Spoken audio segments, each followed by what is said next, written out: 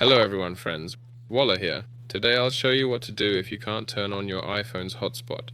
First, try restarting your phone by holding the volume up button and the power button together. Like this. There. Oh yes.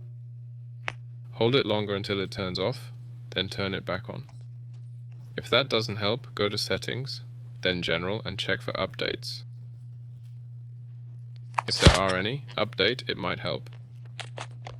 Next, check if maximum compatibility is enabled for your hotspot. Go into it and make sure this toggle is turned on.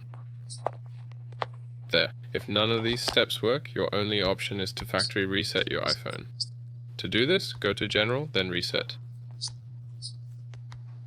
And reset your iPhone. All your data will be deleted, it'll reset to factory settings, and that should fix your problem. That's all. This was Walla. Goodbye everyone.